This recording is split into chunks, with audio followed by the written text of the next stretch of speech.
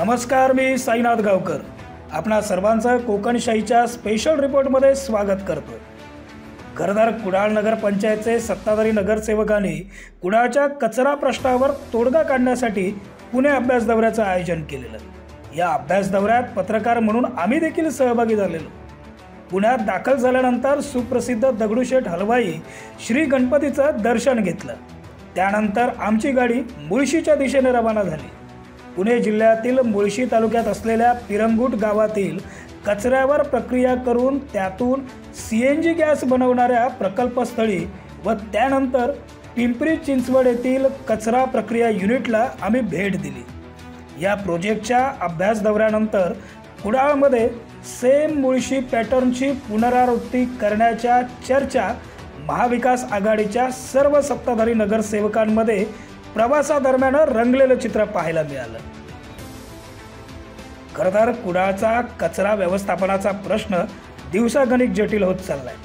आम्ही कोकणी माणसं मासे आणि चिकन खाल्ल्याशिवाय आमचा दिवस जाणार नाही हे जरी सूर्यप्रकाशा एवढं सत्य असलं तरी कुडाळच्या मच्छी मार्केटच्या दिशेने वाया गेलेल्या चिकन आणि माशांच्या कचऱ्याची येणाऱ्या दुर्गंधीनं तर कुडाळ शहराच्या सुंदरतेला गेली कित्येक वर्ष गालबोट लागत आलंय हे सुद्धा कुणी नाकारणार नाही।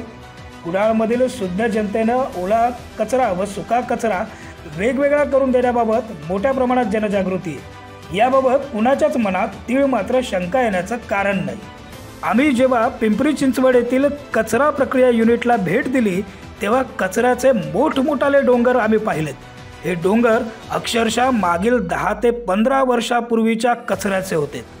कचरा सुकल्यानं त्याची दुर्गंधी जरी त्या ठिकाणी येत नसली तरी पुढील काळात वाढत्या लोकसंख्येच्या आधारावर असे एक ना अनेक डोंगर तयार व्हायला वेळ लागणार नाही। यावरती पर्याय म्हणून पिंपरी चिंचवड महानगरपालिकेनं कचरा प्रक्रिया युनिट तयार करण्याचं काम सुरू केलंय। यावेळी या ठिकाणी उपस्थित असलेल्या अधिकाऱ्यांना आम्ही जाणीवपूर्वक प्रश्न विचारला की हे युनिट उभं करून महानगरपालिकेला आर्थिक फायदा काय होणार। त्यावेळी त्यांनी दिलेलं उत्तर विचार करायला लावणारं होतं। ते म्हणालेत यातून महानगरपालिकेला आर्थिक फायदा काही होणार नाही, पण कचऱ्याचे मोठमोठाले डोंगर इथून पुढे या शहरात उभे राहिल्याचं चित्र पाहायला मिळणार नाही एवढं निश्चित आहे। कारण की अशा पद्धतीचे डोंगर उभे राहिले तर शहराचं विद्रुपीकरण होतं। खरं तर हे उत्तर ऐकल्यानंतर ज्या कुडाळ नगरीला आम्ही आमची कर्मभूमी समजतो त्या कुडाळ नगरीचं भविष्यातील चित्र डोळ्यासमोर उभं राहिलं। अशा प्रकारचा प्रकल्प आज कुडाळमध्ये उभा झाला नाही तर श्रीदेव कुडाळेश्वराच्या कृपेनं सुंदर दिसणाऱ्या या शहराचं वाढत्या कचऱ्यामुळे विद्रुपीकरण व्हायला वेळ लागणार नाही हे सुद्धा तितकंच सत्य आहे।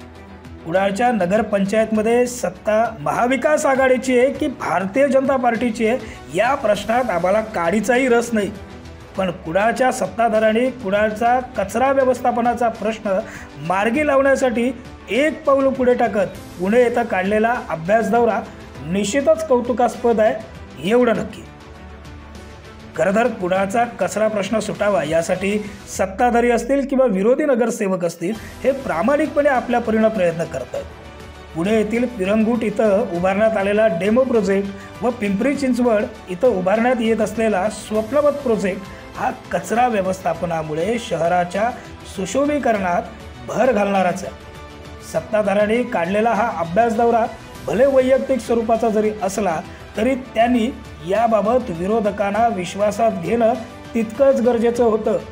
कोकणशाहीनं आयोजित केलेल्या कोकणशाही एक्सप्रेस अर्थात पंचनामा कार्यक्रमात देखील सत्ताधारी आणि विरोधक यांच्यातील असमन्वयाचं दर्शन ऑन कॅमेरा पाहायला मिळालंय।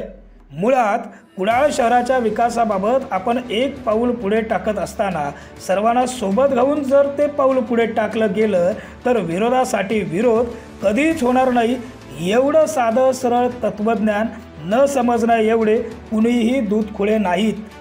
मुळात मुद्दा राजकारणाचा आहे। कुडाळमध्ये अशा प्रकारचा प्रकल्प जर पुढील काळात येणार असेल तर कुडाळच्या समृद्धीसाठी सत्ताधाऱ्यांनी विरोधकांना विश्वासात घेणं व विरोधकांनी सत्ताधाऱ्यांना साथ देणं ही कुडाळ शहराच्या विकासाची मूळ भूक आहे एवढं नक्की। खरं तर हे फक्त कुडाळमध्येच घडतंय असं नाही आहे, हे चित्र सर्वच ठिकाणी पाहायला मिळतं।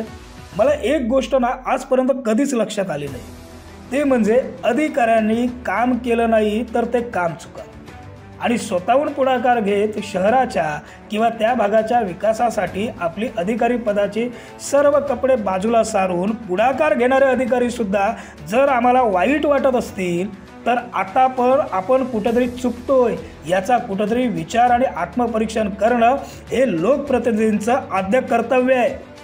कुडाळ नगर पंचायतचे अभ्यासू व कर्तव्यनिष्ठ मुख्याधिकारी अरविंद नातू तसंच होडावडेकर, कोरगावकर हे अधिकारी देखील या अभ्यास दौऱ्यात सहभागी झालेले। या सर्वांची कुडाळ शहराच्या कचरा व्यवस्थापनाबाबत असलेली आस्था ही त्यांच्या अभ्यास दौऱ्यातील सहभागाने अधोरेखित झाली। अशा अधिकाऱ्यांना निदान या मुद्द्यासाठी तरी आरोपीच्या पिंजऱ्यात उभं करण्यात काहीही अर्थ नाही। उलट अधिकारी वर्गाच्या या कृतीला आपण प्रोत्साहन दिलं तर यापुढील काळात कुडाळ शहराच्या विकासासाठी किंबहुना अशा अधिकाऱ्यांना प्रोत्साहन दिल्याचं उदाहरण जर आपण कुडाळमध्ये समोर आणून दिलं तर प्रत्येक शहराच्या विकासासाठी त्या भागातील अधिकारी हे स्वतःहून पुढाकार घेतानाचं चित्र सकारात्मक चित्र पाहायला भेटेल एवढं निश्चित आहे। खरं तर कुडाळवासियांची एकूणच या विषयाबाबतची मुख्य जबाबदारी काय तर कुडाळमधील कचरा दुर्गंधी व व्यवस्थापनाचा प्रश्न मार्गी लावायचा असेल तर सर्वसामान्य कुडाळवासियांची भूमिका ही सर्वात महत्त्वाची। आपल्याला या दुर्गंधीमध्येच राहायचं आहे का?